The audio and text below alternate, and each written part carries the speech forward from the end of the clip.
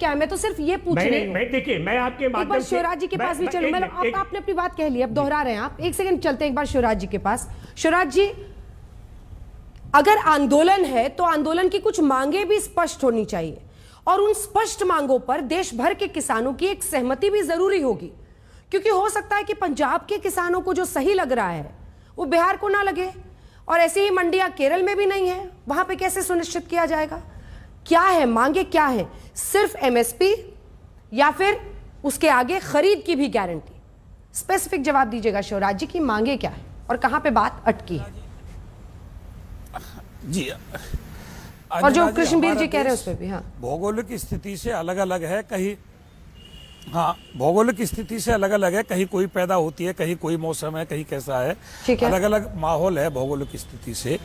मैं ये कहना चाहता हूँ, देश में जो एमएसपी आई वो जब आई जब हमारा देश आत्मनिर्भर नहीं था खाद्यान्न पर।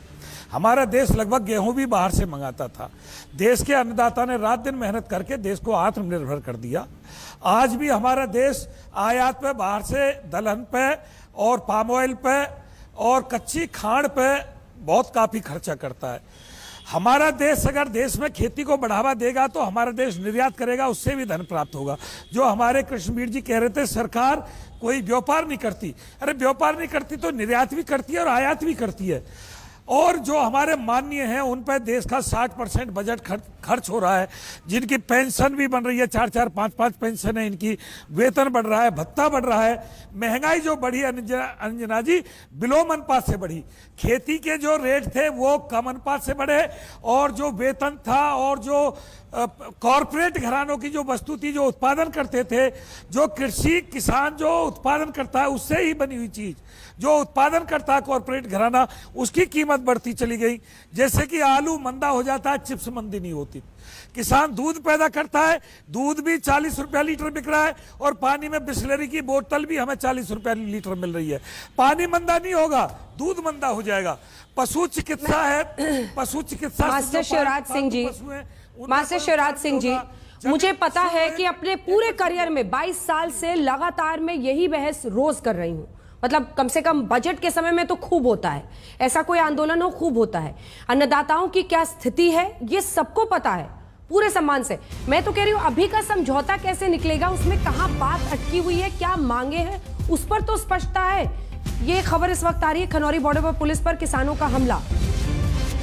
हरियाणा पुलिस का दावा है कि 12 पुलिस वाले इसमें घायल हुए हैं। पराली में मिर्च पाउडर मिलाकर हमला किया गया। ये खबर खराली बॉर्डर से इस वक्त आ रही है, खनौरी बॉर्डर, माफ कीजिएगा, खनौरी बॉर्डर पर पुलिस पर किसानों का हमला। उनका दावा है पुलिस का कि 12 पुलिस वाले इसमें घायल हुए हैं। अभी के लिए एक वो चाहिए ना कि अभी क्या मामला कैसे सुलझाया जाए। अगर एमएसपी गारंटी कानून वो मांग रहे हैं, मैं आपके पास अब आ रही हूँ सर, चौधरी राजकुमार जी, राम कुमार जी, देखिए कि अभी क्या, कहां पर बात अटकी हुई है ये लोग जानना चाहते हैं। अंजना जी, हाँ, प्रत्येक सभा में नई नई मांगे उठ रही हैं।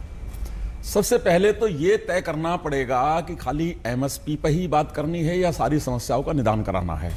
अब अगर सारी समस्याओं का निदान कराना है तो सारी समस्याओं का